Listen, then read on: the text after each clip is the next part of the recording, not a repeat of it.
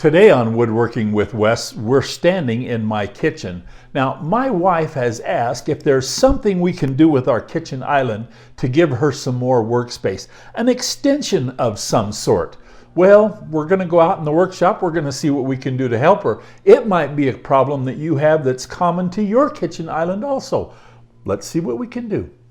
There are many reasons why a butcher block extension is a fantastic addition to any island.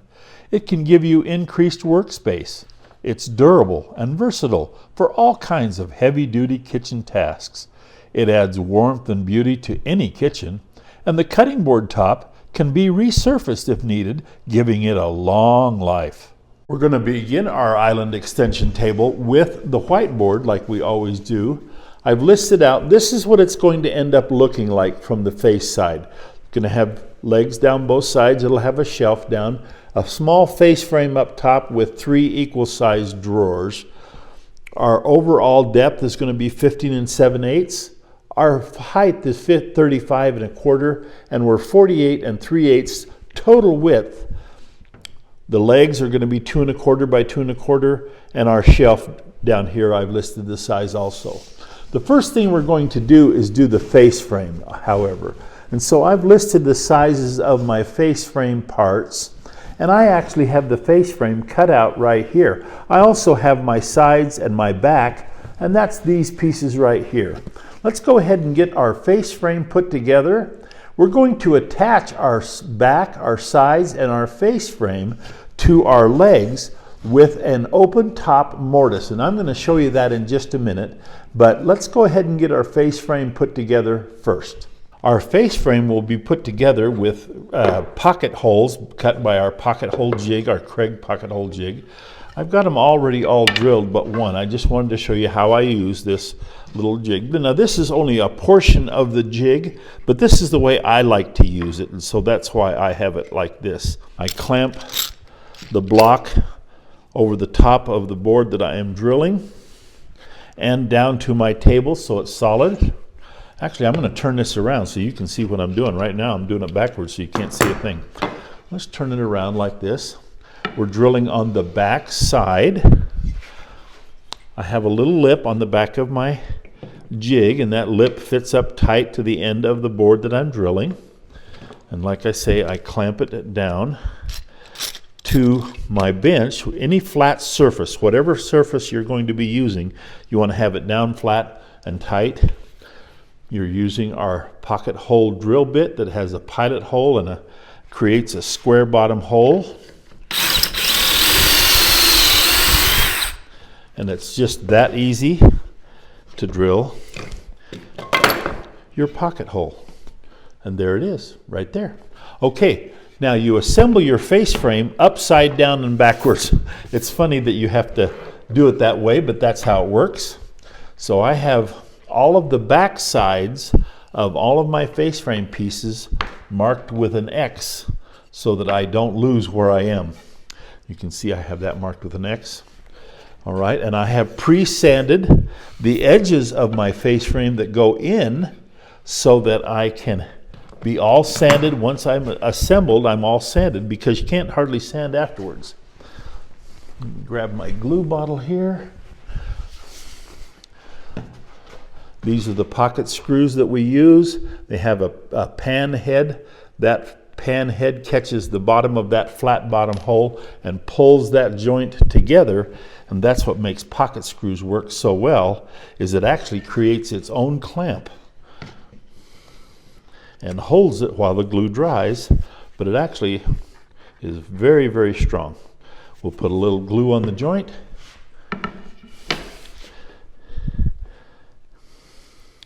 We'll clamp our joint down to the table. Make sure you got it all lined up correctly and clamp it down to the tabletop tight.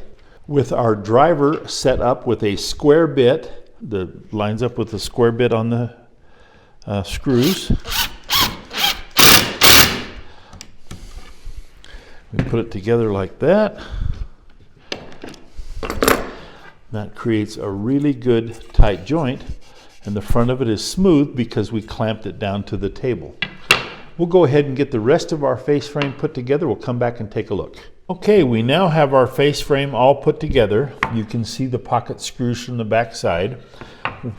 I have 3 equal sized drawers. This is the bottom, this is the top, and I've sanded it so that it's nice and smooth. These are side pieces. And by the way, this is going to be a paint grade cabinet, so I'm using poplar for most of it. I just happen to have a couple of pieces of alder left over from a project that were the right side, so I made those with my side pieces. So this is my back, side, front. Now, I talked about putting this together with an open top mortise. Let me show you what I mean. Here is our leg that we're going to be using, just a square 2 1/4 by 2 1/4. This is what I mean by an open top mortise. You can see the mortise is open. Here's where the side fits in, here's where the front fits in. Let me show you kind of how that's going to look, and then I'm going to come back and show you when it's ready to go in. But this is going to fit together like that. If this were the side is going to fit like this on there, and then of course the other leg here. Let me show you how I cut those. I installed my stack dado set with just a 1/4 inch, so just 2 pieces, the 2 outside blades together makes a 1/4 inch. I installed a stop block in there for the length of the cut that I wanted to make, and then I just slid my board in till it's hit the stop block and then backed it back out. And that's how I cut those mortises, and I have all of them done. Now, they're done in pairs. So this is the face side of the leg, this is the outside of the leg, and you can see I have a pair. This will go back to the side, this will go back to the side. Here's the front. So the face frame would fit here, side. I'll show you that in just a minute. Let's go ahead. I'll get a piece of the side cut and ready to go into the mortise, and I'll come back and show you how that fits.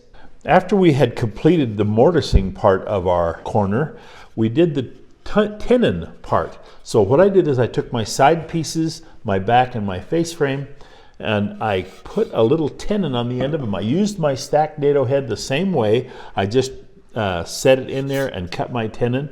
Now, because I had used my stacked dado head to cut my mortise, I couldn't go all the way through, so I had to make a little notch just like that in order for it to fit in there. And that is how that'll fit in there. Now, it's got to be glued and pounded in there, and then the other leg will be up here. I'm going to go ahead and get one side all put together and come back and show you what it looks like when it's all together. But this is how it all fits, and it's all done with a stacked dado head. And there's your mortise and tenon right there. Okay, let me get that side put together and show you. Okay, here is the side piece put together with 2 legs. Let me show you. Here is our mortise and tenon joint, and to give added strength, after I had got it all ready to go, I put pocket screws in here, and that was able to give me added strength and added clamping pressure as I put this corner together. And I'll do the same on the other side and on the front with the face frame and on the back panel. So let me go ahead and get that far along with our assembly, and let's take a look and see how that goes. Now, I pre-sanded all of this, put a round over on the bottom here. All of that had to be done before assembly because it can't be done afterwards. It's just too hard to sand, and you just can't possibly route that all the way to the end after it's put together. So, okay, let's get another one put together in front and back, and then let's take a look at that. With our side pieces all done, we're now ready to hook the front and back. I'm going to turn this upside down. This is, let's see, let's make sure, okay, this is the front. So this is the face frame part, and here is my face frame. I've done the same thing. I've put my little mortise, my tenon. I've cut out here to make room for the saw cut. I've drilled for some pocket hinges. This piece that I have put on here is for alignment of drawer guides. So when drawer guides go in here, this is to help me align drawer guides. So this piece is going to fit in here like this. Now, I'm going to go ahead and stand it up on end here like this. I'm going to turn it around here so you can see it better. And we're going to put 2 screws in here in the face frame, right here. And we're going to snug that face frame into our post.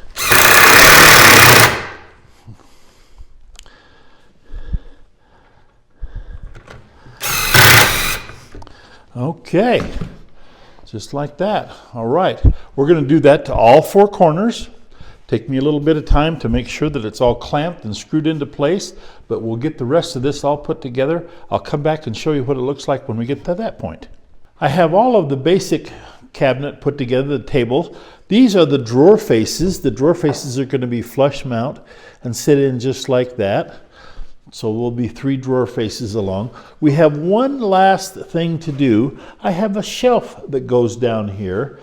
What we're going to do to put our shelf in, I'm going to turn it upside down. I'm going to show you how I measure to make sure that my shelf is in the right place. I want to show you the shelf that I'm going to be using. These are the notches that will go around the legs. Now I have a border on here of a different color of wood. When I got done making my shelf, I decided I wanted a little bit bigger, and so I added a little extra wood to it. They're going to be attached to the legs underneath by pocket screws. But I want to have an exact measurement from the bottom of my drawer section to the top of the shelf. So I'm going to show you how I did that. I just made me, you know me in spacer jigs. Here we have a bigger spacer jig. And basically what I've done is I've cut me 2 18-inch pieces of 1/4-inch melamine, and I'm going to use those 2 pieces of 18-inch 1/4-inch melamine. I'm going to take my shelf, turn it upside down, and it just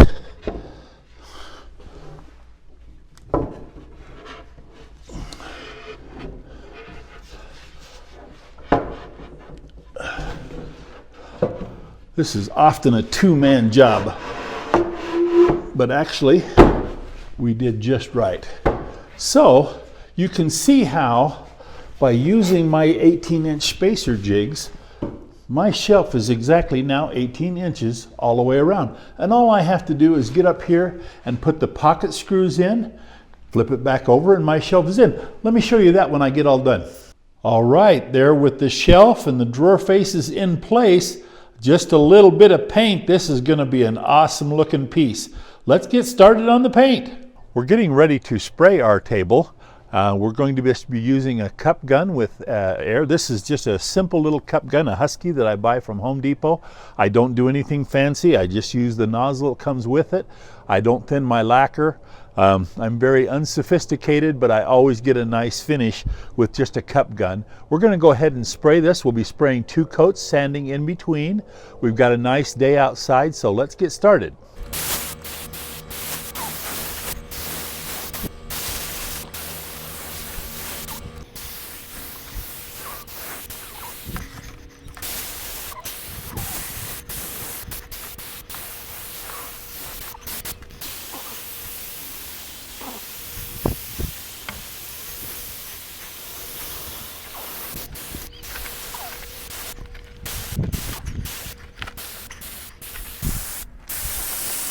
I have 3 small drawers in our island extension table. This is one of them already all put together. I'll go ahead and show you how that goes together. This is 5/8 pre-finished Baltic birch for the sides and 1/4-inch natural maple melamine for the bottom. And I'm just going to butt joint and nail together with my 18 gauge 1.5 inch nails for the edge, for the ends.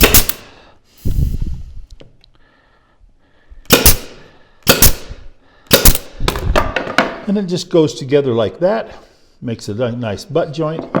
And so it ends up looking just like that when we're all done. It's a very simple drawer. I built these drawers a lot when I was in the kitchen cabinet industry. They're strong, they hold together. I never had to go back and replace one, and they're just a really simple little drawer that goes together very fast. Let me go ahead and get this finished off, and then we'll have our drawers. With our drawers all completed, I went ahead and put the drawer guides on. I'm using a full extension side ball bearing guide for our drawer guides, and that gives us the ability to get in and out of our drawers very easily. One thing I've got to do now that I've got all of the painting done and the drawers in, this little strip of wood here along the top is going to be the hanging cleat. I'll take the drawers out when I get it ready to put the top on, but this is the hanging cleat that I'll anchor the top with. I'm going to nail this down through the supports that I installed between the drawers. So this is the drawer guide material that I nailed in when I was building the cabinet to put my drawer guides on and divide our drawer up sections. And so I'll nail this hanging cleat across the top of those pieces. I also wanted to mention, you might want to know, I used a pigmented lacquer. It's called Peppercorn. It's a Sherwin-Williams color, and I used Sherwin-Williams lacquer, pre-catalyzed lacquer, and I just sprayed it with my cup gun like you saw, and that is the finish that we put on there. I'll go ahead and anchor those two hanging cleats in there. We'll get ready to put the drawer faces on, and we have our top all done, and we'll put some oil on it so that it's nice and really brings the color out. In fact, I think I'm going to do that next.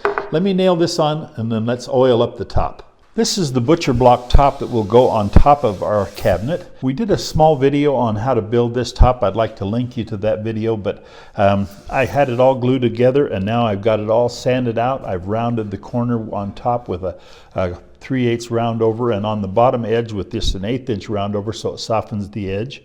We're using just regular mineral oil, so it's a food safe oil that we're going to be using. And it just really brings out those wood colors. You can see the difference. See the difference between here and here, how that oil just makes that wood colors just pop. I love oiling up a cutting board. It just really makes it look so cool when you get all done. Plenty of oil so that it soaks in, oils up that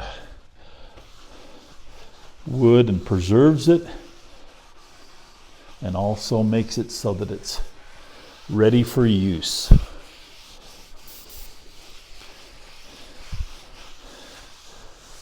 Okay, let me finish this up.